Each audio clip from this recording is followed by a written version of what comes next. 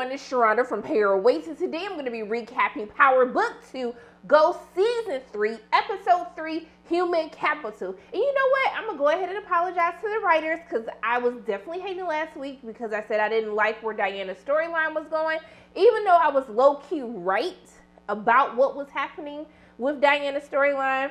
We see that they're in class, they're having this discussion about human capital, and I really love how, the classroom discussions really showcases what all of our characters are going through throughout the course of the episode. And so we see that she's kind of throwing shade because she saw Effie and Tariq when she was, getting her job, her work study job. And so she feels a certain type of way. She throwing shade. Tariq is throwing shade in class at Brashandria because, she ended up getting the internship over him. What he doesn't know is that, Brayden was involved about this in order to get him to join the business, go work at the firm, and be able for them to move weight and make even more money. So it's kind of like he didn't even understand that he was being used at the same time. So we see after, it kind of broke my heart when she made that comment in class. She gave the example of how, her family used her in the family business, and then when they didn't need her any longer, they kind of discarded her because at this point, Monette, she kind of just blames she blames Diana for everything that's happened. She kind of feels like she's not always included in the family business. So it kind of broke my heart that she feels like her family doesn't care about her, because I don't think that's the case. I just think it's misplaced anger right now. But we see that after class, Celine, he goes up to her and says, "Hey girl, I Googled you and I saw that your daddy had all these charges and he only got off on a technicality." And I was like, Celine, now I'm not gonna lie to y'all, that's what people really be doing, dating. Somebody got my number and the first thing they said is, "What's your Instagram?" So what Celine did was out of line to me, but that's what the kids be doing these days. They be searching people on Google, which you should do a Google search, reverse image search at the same time. But I was just like, why would you walk up to her and be like, "Hey, I Googled you and I heard about your crazy ass daddy and all these charges that he got and how he got off on a technicality"? I just don't feel like that's the way to her heart, Celine. I just really don't believe that. But what sent me was that Kane was watching her from a distance, and he was like, "Who was his brother watching you?" And then when he introduced himself and he called him a holy hotep, I was like, the shade that Kane was giving everybody in this entire episode, it literally sent me. When he told him his name, he was like, "Your name sound made up." And I was just like, Kane, why are you being so disrespectful? But I love kind of that playful banter because that's how, an older brother, that's how they would do their sister. That's what my brothers do to me anyway. So I thought it was super cute. I thought it was weird that Kane would really hand her a gun, "Hey, can you hold this gun?" And she was like, "Bruh, you just gonna hand me a gun in the middle of the hallway on college campus? You already know the block is hot at Stansfield right now, and that's what you gonna do?" And then he was like, "Hold on, Stella, I ain't trying to mess up your groove." Kane really had some great one-liners this episode. I really hope people paid attention. But I do like that he ended up giving her money. I really do like the brother-sister bond between Kane and Diana. So he gave her some money, and the way that everybody was disrespecting Diana, kind of you got your selling candy and stuff, I was just like, clearly ain't none of y'all been to college before, because we was all broke, okay? I was on food stamps, okay? I didn't have no money in college. Why was everybody dogging Diana like this? So we see that later in the episode, Brayden's sister is her roommate, and so she sees that she has this paper with some drugs attached to it, so she knows that Course Correct is back up and running. What she doesn't know is she isn't sure if it's Brayden, Tariq, and Effie who are behind it, but that's pretty much what Diana and Brayden's sister thinks is going on. So, anything, little information that Diana get, she gonna ask all them questions, so we know that the wheels are turning. She's trying to figure out what the hell is going on. So she kind of spots out, where they used to go on the rooftop to make the drops. And so she's waiting when Effie comes down the steps. And then she was like, oh, I see you up here. Y'all running the business that y'all said y'all won't run it no more. And it just don't make no sense. And then she was like, hold on, girl, because this feels like it's personal. It feels like it's not about business. And I know this not about Tariq. And so basically she tells her how she felt betrayed because she told her not to talk to Tariq, when really Effie was just trying to get to Tariq. And Diana, I don't understand why you feel like Effie was your friend in the first place. That's just you being naive. But I like how she's like, we ain't fighting over no dude. And to be honest, you can come into business with me so you can start selling candy. Once again, Effie was trying Diana, just like everybody been trying Diana this entire episode. But basically, she said, she was like, I know you need help with that candy store salary. I was done. I was like, y'all gonna get up off my girl, okay? So we see later in the episode with Diana's character that Salim and Diana kissing. I just don't believe in this relationship. Salim doesn't even look like the type of dude that Diana would go for in the first place. That's why I've been against this from the beginning, because it just feels weird. It feels awkward. It feels like y'all just gave up on her character until we get to Lorenzo crazy behind popping up, you know, as she was making out with Salim. And I don't even think Lorenzo probably looked at Salim. Salim looked like he just saw a ghost. His whole face turned white. And he just looked like, ain't nobody worried about this little boy, because there ain't no way that you actually like him. You just bored little girl. And then basically he tells her that she needs to move, you know, the extra weight that Kane had given him. He puts it on Diana in order to tell her that she needs to move weight, which makes me very excited, because it makes me feel like there's going to be this showdown between Diana versus like Effie, Brayden, and Tariq once they find out that Diana's moving the weight as well. And I like it because at this point, Diana's been looking for a chance to do more in the family business. She wants to prove herself. And so I'm very interested to see, you know, how this is going to work out. Is Snitch Salim, because he's giving me snitch energy, he's giving me rat energy, is he going to tell on her because he's her boss? And so, of course, his sneaky behind is going to figure out what she's doing. So I'm just very interested to see how all of this plays out, especially when there's competition now at Stansfield. So I'm really, really excited about that. But let me go ahead and talk about Effie too. So Effie, I like Effie's friend when she was like, I know you letting this dude get in between you and the bag. And I was like, let her know, okay? Because what a dude ain't gonna do, what he not gonna do over here is get in between me and the bag, all right? Been there, done that, ain't gonna never do it again, all right? We learned from our mistakes and we're moving forward. So I was happy that she had some type of good counsel to let her know what she was trying to do. No, we're not gonna do that.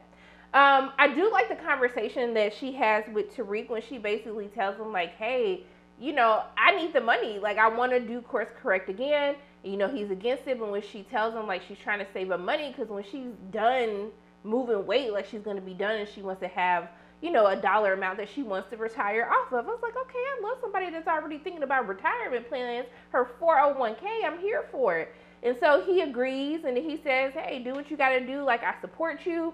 And then she also clocked Brayden, like, Beach, I know it was you. I know you were the reason that he lost his internship. But it was interesting because she was just like, you know, he's going to go berserk once, you know, he finds out what you did. And he was like, just like, you know, what if he found out what we did, you know, what you did to Lauren? You don't want me to tell him about Lauren. So, what you sitting up here trying to have moral high ground with me talking about how I made him miss his internship? He got an even better job, and now we're on to a better business plan. But the main issue that we have right now is Noma's bodyguard, aka Jeffrey, because I forgot his name. You know, basically the episode starts with Brayden and Tariq. They're getting fitted for suits. Daves is there. I guess he's helping coaching them through because they're going on, you know, this outing with the firm where basically they're using Tariq's blackness to lure, you know, this rich black man, RSJ. And so they're getting fitted for suits. But they get a 911 call because they have to go to the warehouse because Noma's man has basically said, like, hey, y'all said y'all was going to be able to move all this weight. And from the looks of this warehouse, the weight not moving, okay? The moving not moving and the weight not waiting right now, okay? Because I see way too much product here. So what are you guys going to do? So let me, like, kick it to you real quick. When he put them pictures down... And he said Diana gonna be the first to go. This is why I said Diana was fighting for her life the entire episode because everybody just headed out for her. I said, why Diana gotta be first? But then when he said Richie Rich's parents is next for Brayden, and then he said because we respect our elders, we gonna say your grandma for last, Tariq. But when they told Effie she was orphan Annie, I said, why? Why did you make fun of this girl not having no family? So she was just like, if it gets to you, we just gonna kill all of them, okay? Because you ain't got nobody that you really care about, so we just gonna kill your business partner so you ain't got no money. But I just felt like they were being very disrespectful. But the writers this entire episode was definitely in their bag for these one-liners that we had the entire time. I had to pause so many different times to be like, did they just say what I think they said? I was totally here for it. So just kudos to the writers for this.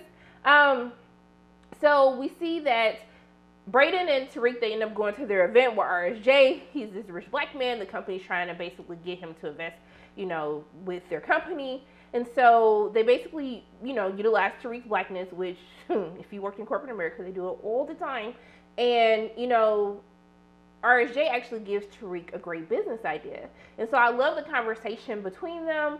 Tariq is just so smart. He wants to learn more. I just love how he applies his learnings to the business. They ain't saying that I support him selling drugs, y'all. But the kid is smart. Like he said, I'm smarter than my daddy. So I'm just saying, I really feel like Ghost would have been proud.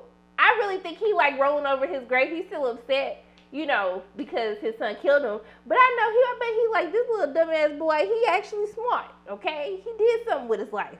Probably not the life that he wanted for him, but I think he okay with it. I think he okay with it from hell, because we know he's still in the pits of hell, but it's okay. So, I like how RSJ called them out on discrimination, like how we see that you only trade with a certain type of people. Call them out, let them know. But, he gives him this idea of how to take their business to the next level. Because they have the product, they just have too much product, and they need to be able to move it quicker without getting caught. So Tariq comes up with this great system of, what is a commodity that so many people on Wall Street consume that's legal? It's coffee. So they're going to do coffee runs. And so basically they're going to move their weight with the coffee runs using, I think, Bitcoin or crypto. They're going to use cryptocurrency in order to make sure that there's like no way to trace it back to them. So I thought it was absolutely brilliant. And they basically end up figuring how to do this business. There's a lot of moving parts to it. In order for them to be able to move more weight on the streets as well, Kane and really Drew came up with this whole plan, where they have to take out the Russian Connect for Frank's boys in order for them to become their new Connect so they can find all these different ways to move more product. Now, this gets Brayden into some trouble, okay? Because Kane tells Brayden that he needs him to take care of the Russian Connect because they need a white person in order for this not to come back on them and kind of blow up their entire plan. Of course, when Brayden goes, he can't do it. He freezes up. Tariq has to step in and handle everything. And what pisses me off about this the most is Brayden is the main one who's like trying to be in a game, who's trying to live that life because he's just living off his white boy privilege. And he's just not about it. You making all these moves, trying to like play Tariq like a puppet, and you can't even do. Now I know I'm saying it like you can't even kill nobody, but you want to do this so bad. You want to be a gangster so bad. You can't even do it. So he freezes. So Tariq has to step in. And so at this point, this kind of messes things up because, when Kane's trying to have this deal with Frank's boys, they was like, now why y'all say a white boy? Because they said it was a black boy. So this gets Kane to thinking. He pulls up on Brayden and basically says, you owe me a body. He basically said, unless you was in blackface, then I know it wasn't you. So then he asks him, like, basically, who was it? He doesn't want to tell him because then it will implicate him as well. So he lets him go. Brayden, at least he's still a smart child. At least he's thinking on his head. But I just wonder, is Brayden going to actually be able to do it? Kane says that he owes him a body, and Kane will kill him. He does not care. We know that Kane doesn't make smart decisions. And all that stuff that we gave Kane, we gave him so many props last episode. He back to doing the same stuff that he always be doing, just always effing up. So they end up launching their business. They're already getting orders. So it's interesting to see what's going to play out with this new business model that they have. But one of the things that I do like about Tariq is he always finds a way to praise his mom. And I love when he's talking to Effie and he gives his mom props like she was kind of the brains behind, the business before, not necessarily Ghost. And I just love the bond that he has with his mother. I love that he still rides out for his mom, all day, every day, even though she's not here. I do like that Drew is going through his whole phase, which is totally fine. Like, baby, you have your whole phase. Everybody deserves one. Not me, because I'm a virgin. But he's having his whole phase on Grindr and stuff. But I do like this potential boo thing. He in the game, too. Got his trainer. Okay. I was like, all right. I'm here for this. I'm really excited about this. Because y'all know I can't stand Everett. Let's talk about Jenny. Actually, let's talk about Rashad. Because Rashad's another character now that I just don't see how he ties into the story anymore. I know that they were supposed to do a spinoff called Influence with his character. I don't know if that's still happening or if it's on the back burner. But I really want them to find a way to like integrate Rashad more into the story. Like he's there, but there's nothing interesting happening with his character. You know, we see he's talking to Tariq's teacher Harper, and they talk about he hasn't dated anyone. You know, after their relationship, he didn't really take dating serious. We know that he needs a wife in order to help with his campaign. So I guess they're gonna form a romance. How predictable.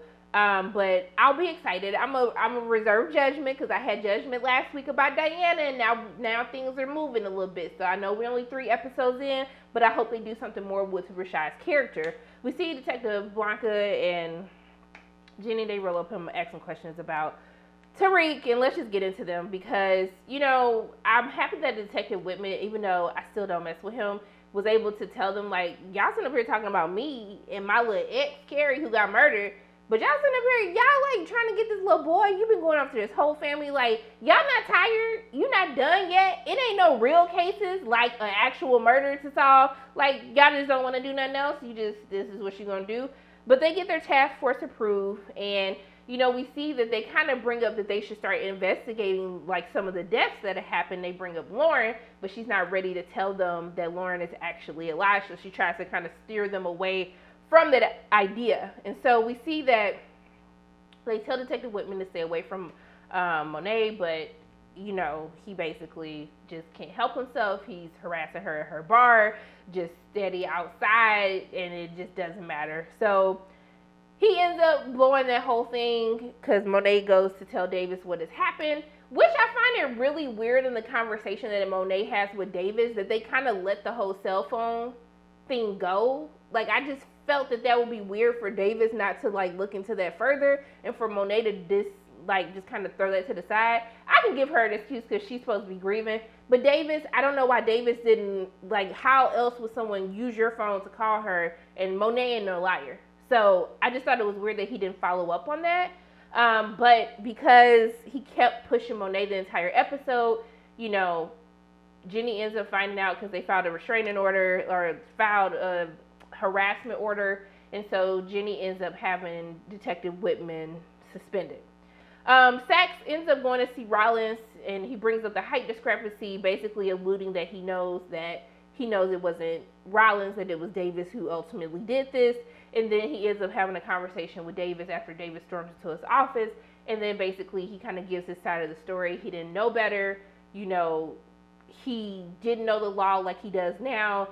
And basically Sachs is like, well, I mean, they redacted so much that they probably tampered with evidence, so he still finds an end for him to be able to get his brother out. So I don't know how that's going to play out. What's going to happen? Is he going to wait for him to finish the case to then conveniently bring up that Sachs is probably the one who, like, went into his death and used his burner phone to call Monet? I don't know what's going to happen. I do think Monet needs to learn how to listen, talk less, listen more, because the way that you led Whitman to then look into the guaps for the murder of Zeke, it was just way too much. And even Davis was just like, you had one job, don't say nothing. You are your own worst enemy. Just be quiet. And then at this point, because she did all of that, because Detective Whitman's going to look into the guaps, then this could lead to a whole bunch of other things. So they have to have a conversation with Tariq to let him know what's going on, because this can fall back on him. And of course, Sachs is conveniently there to take a picture, which I'm sure is going to help them with their RICO case that Jenny is leading. So the last person that we need to talk about is Kane. We gave Kane so much props last week for just not being an F up, for just being a good person, and he just messed up again. So first he had Lorenzo jump, in which that was fair. I did think it was weird that nobody questioned Lorenzo the entire episode as to who beat his ass and why he got his ass beat. Like, nobody said anything the entire episode. I just thought that was very weird. And so we see this is when they have the Tejadas have a meeting with Kane, Diana, Drew. Drew was too busy looking at Grindr, but I'm glad he was able to interrupt Kane's dumbass idea, because even Diana was looking at her daddy like, so you just gonna let him tell us this dumbass idea? You just not gonna say nothing? You're not gonna do nothing? Oh, okay, you're just gonna be quiet. So Kane was just ready to kill Frank's boys, and they were just like, like they were our friends from childhood. Like, you don't feel like that's a bit much change? So I'm glad that Drew came up with the plan to take out the Connect in order to have them become the Connect, and then, you know, they expand their empire. So we see that they end up going through with the entire plan, kind of get into a little scuffle because they was like, hold on now, we thought they was black, but you saying they white. There's a discrepancy here. I still don't think Frank's boys fully trust him, but at this point, they know something ain't right, but hey, they need products, so they decide to go into business with them. Because Lorenzo made that slick comment, then he ended up making Lorenzo move more weight, which led to Diana having to move weight. Drew's upset because when Lorenzo made the comment that Kane is head of the business now, so Drew's upset, and I'm sure Drew is going to look more into that. I feel like Diana's still going to be the one to figure out what happened, but Drew might be the one to get the drop, so I don't know what's going to happen because you know how Drew worships, actually all them kids worship their daddy, so I don't know what the hell they're going to do once they find out. Honestly, I feel like we need to rush that whole storyline up a little bit, but yeah, so after Kane runs up on Brayden, obviously he makes the connection that if Brayden didn't do it, he knows Tariq didn't have nothing to do with it because he loved Lauren. So he knows that Effie had to be the person behind it. He makes a phone call and then the episode goes off. I'm excited to see where the season is headed. Still, it's episode 3. We haven't seen Noma since episode 1.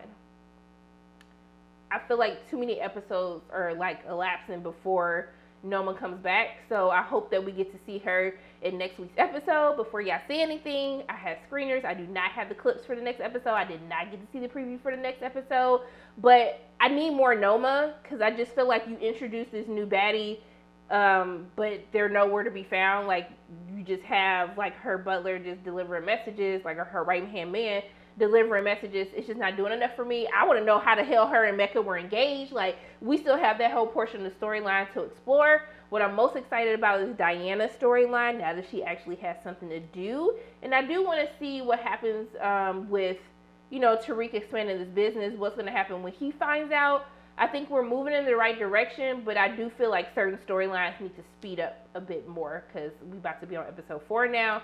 And I don't feel like enough is happening for me.